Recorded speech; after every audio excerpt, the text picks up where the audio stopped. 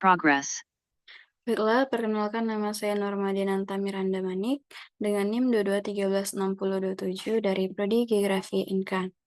Di sini saya akan mempresentasikan mengenai beberapa platform yang menyediakan data citra untuk mendukung pengolahan citra secara digital. Yang pertama ada Lenset. Lenset ini merupakan sebuah program yang diluncurkan oleh USGS beserta NASA, di mana Landsat ini menghasilkan produk yaitu berupa citra multispektral dengan resolusi spasial dan temporal yang berbeda-beda. Nah, tujuan dari citra-citra yang dikeluarkan oleh Landsat, yang pertama itu adalah untuk pemetaan dan pemantauan perubahan penggunaan lahan. Misalnya pada tahun 2015, pada suatu daerah penggunaan lahan tersebut digunakan untuk vegetasi, tetapi ketika di tahun 2017, penggunaan lahan tersebut sudah berubah menjadi lahan permukiman. Lalu yang kedua adalah untuk penilaian kesehatan dan kondisi vegetasi. Yang ketiga, untuk pemetaan sumber daya alam dan juga pemantauan bencana alam. Yang keempat, untuk perencanaan dan pengelolaan wilayah.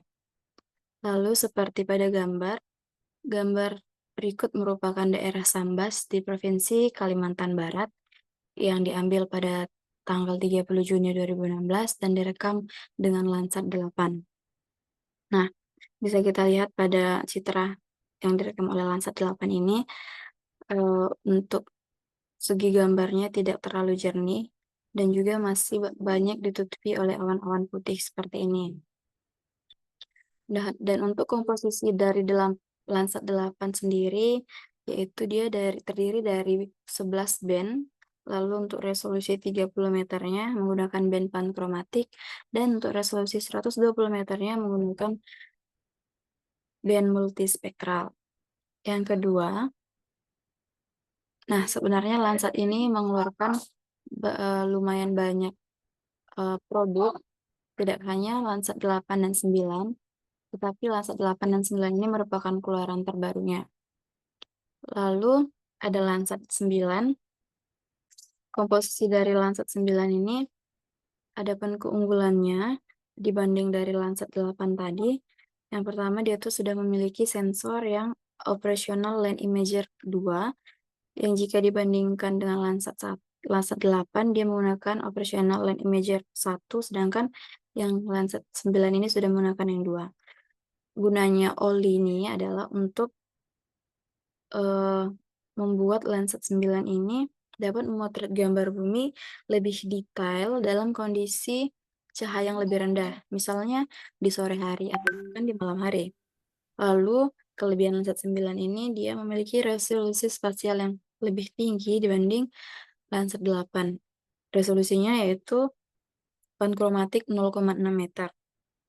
Dan impact-nya memiliki resolusi tinggi ini tentu menghasilkan gambar yang lebih tajam dan juga lebih detail. Dan untuk Landsat 9 ini juga bisa mengumpulkan data di 2 band termal, yang dimana hal ini bisa berguna untuk mempelajari suhu di permukaan bumi dengan lebih baik. Nah, untuk gambar citra sendiri yang saya ambil yaitu daerah pegunungan Himalaya. Bisa kita lihat daerah pegunungan Himalaya ini di sisi kiri ini merupakan, eee, yang berwarna putih ini merupakan salju dan gletser di pegunungan Himalaya yang mengarah ke dataran tinggi Tibet di utara. Nah, yang sebelah kanan ini itu area yang sama, tetapi dalam bentuk data termal. Yang biru putih ini yang bersuhu dingin, sedangkan yang berwarna orange kemerahan ini bersuhu hangat. Nah, lalu perbedaan dari Landsat 8 dan 9 itu apa saja? Yang pertama dari tanggal peluncurannya yang berkisar kurang lebih sekitar 6 atau 7 tahun, 7 tahun ya, 8 tahun maksud saya. Lalu untuk sensornya yang seperti saya jelaskan tadi, Landsat 8 menggunakan OLI dan TIRS, sedangkan yang Landsat 9 juga tetapi sudah versi yang keduanya atau upgrade-an yang kedua. Untuk resolusi spasialnya mereka masih sama di 30 meter dapat terlihat cahaya tampak, NIR dan SWIR di 100 meter thermal dan 15 meternya pankromatik. Lalu yang kedua ada Copernicus Data Space. Copernicus Dataspace ini juga merupakan sebuah platform data yang menyediakan beberapa data citra yang dimana memiliki program yaitu Sentinel yang dioperasikan oleh European Space Agency atau ESA. Yang jika tadi Landsat dioperasikan oleh NASA dan juga USGS, Sentinel dioperasikan oleh ESA. Nah, untuk Sentinel ini keluarannya tidak banyak, hanya baru 4 sampai saat ini, yang dimana yang pertama ada Sentinel-1. Untuk Sentinel-1 ini, dia menyediakan citra radar. Citra radar ini berfungsi untuk merekam sebuah objek yang dapat menembus awan. Jadi apabila suatu wilayah itu memiliki banyak awannya, bisa ditembus oleh Sentinel-1 ini, sehingga objek yang tertutupi awan tadi bisa terlihat. Lalu yang kedua, bisa juga untuk melihat peta permukaan bumi dan juga monitoring perubahan permukaan bumi serta kebencanaan. Lalu juga memiliki sensor SAR, di mana dia itu dapat menghasilkan gambar bumi dalam kondisi berawan siang dan malam hari.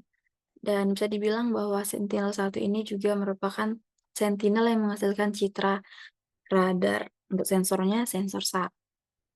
Untuk contoh citra yang saya ambil yaitu daerah Kalimantan dengan beberapa jenis warnanya. Warna-warna ini berbeda-beda dikarenakan tergantung band yang kita inputkan ke dalamnya. Lalu ada Sentinel-2. Nah, untuk Sentinel-2 ini sendiri dibagi menjadi dua, ada Sentinel-2A dan Sentinel-2B. Perbedaan dari Sentinel-2A dan Sentinel-2B ini dari tanggal peluncurannya yang berselisih 2 tahun, lalu dari orbitnya, lalu dari kamera yang digunakan, serta ada keuntungan dan kekurangan tentunya. Kalau untuk dari kekurangannya, Sentinel-2 itu tidak bisa di malam hari, sedangkan Sentinel-2B juga tidak bisa, tapi tidak bisa menembus awan. Nah, berarti di Sentinel-2A ini lebih unggul ya. Dia bisa menembus awan. Dan sebenarnya untuk Sentinel-2 ini saya mengambil daerah di Lebak, Banten. Dan sebenarnya Sentinel-2A dan Sentinel-2B ini adalah satelit yang saling melengkapi. Dan untuk Sentinel-2B, saya mengambil di daerah kawasan mangrove, karena Sentinel-2B ini juga bagus untuk memonitoring vegetasi, tutupan lahan, yang dimana menggunakan kamera multispektral yang dapat menghasilkan gambar bumi itu berbagai warna. Kita lihat kawasan mangrove ini dan juga beberapa informasi yang tersedia, yang berwarna biru, badan air, berwarna hitam itu jalan, dan berwarna hijau lumut ini lahan terbuka, dan yang berwarna hijau tuai ini adalah kawasan mangrove-nya di pinggiran, lalu ada warna merah settlement atau permukiman, dan berwarna hijau daunnya ini adalah vegetasinya. Lalu keluaran Sentinel yang berikutnya adalah Sentinel-5P. Sentinel-5P saya mengambil contohnya itu contoh citra kandungan nitrogen di Cina, perekaman selama 3 tahun dari Februari 2019, 2020, dan 2021. Di sini memang pernyataan untuk membandingkan kadar nitrogen yang bisa kita lihat dari kolom nitrogen dioksida troposfernya yang semakin berwarna gelap ini berarti kadar nitrogen semakin tinggi, yang dimana tahun 2019 itu kita lihat warna merahnya cukup pekat, sedangkan di 2020 tidak terlalu, bahkan hampir bersih, putih, dan di tahun 2021 kembali lagi warna merah pekat. Nah, sebenarnya kandungan nitrogen ini bisa ada dikarenakan terjadinya proses pembakaran. Pembakaran asap kendaraan menjadi penyumbang terbesar. Apalagi pembakaran dari kendaraan itu 90-95% menghasilkan nitrogen yang berjenis dioksid yang berbahaya. Kenapa bisa di 2020 kandungan nitrogennya sedikit ataupun melemah dibandingkan di 2 tahun ini? Tentu saja seperti yang kita tahu bahwa tahun 2020 itu sedang maraknya kasus COVID dan orang-orang banyak di rumah, dan juga diberlakukannya social distancing, yang di mana orang-orang tentu saja, melakukan di rumah saja, melakukan aktivitas melalui rumah, dan jarang menggunakan kendaraan keluar untuk beraktivitas.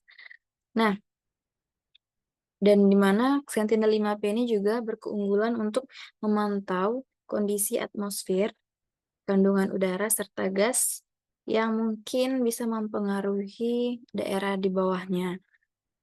Itulah sebabnya saya mengambil contoh kandungan nitrogen ini untuk Sentinel-5P. Lalu ada Sentinel-3, yaitu kawasan yang berada di daerah langit, di daerah bagian selatan. Nah, Sentinel-3 ini untuk monitoring laut, topografi dan permukaan, serta menggunakan 2 sensor, sensor yang OLCI untuk memantau lautnya, dan sensor SLSRTR-nya untuk memantau topografi. Nah, adapun perbedaan dari keempat citra Sentinel ini, kita lihat dari jenis sensornya berbeda semua, lalu dari resolusi spasialnya juga berbeda, dan untuk cakupan spektralnya berbeda-beda juga. Untuk revisi time ini apa? Revisi time itu adalah, eee, pengulangan kembali dari citra ini saat merekam. Jadi, proses kembalinya citra it kembalinya satelit ini untuk merekam suatu objek yang sama itu, waktu yang berulang dalam perekaman tersebut.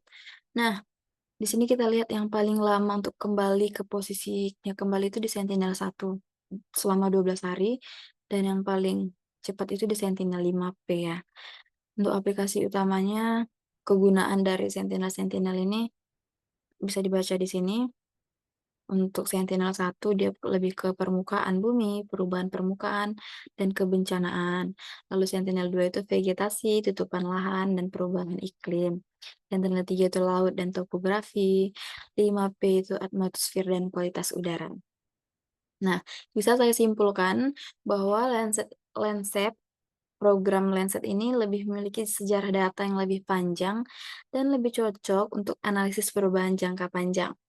Misalnya jika ingin mengambil sebuah penelitian dengan memilih eee, dengan membutuhkan data yang selisih datanya sekitar 10 tahun atau lebih, bisa menggunakan hasil citra yang dihasilkan dari Landsat.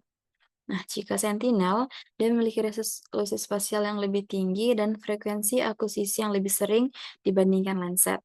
Jika ingin mendapatkan data yang lebih jernih dan lebih jelas, detail, bisa menggunakan citra-citra dari keluaran Sentinel dibandingkan Landsat. Baiklah, sekian presentasi dari saya, kurang dan lebihnya saya mohon maaf, saya ucapkan terima kasih.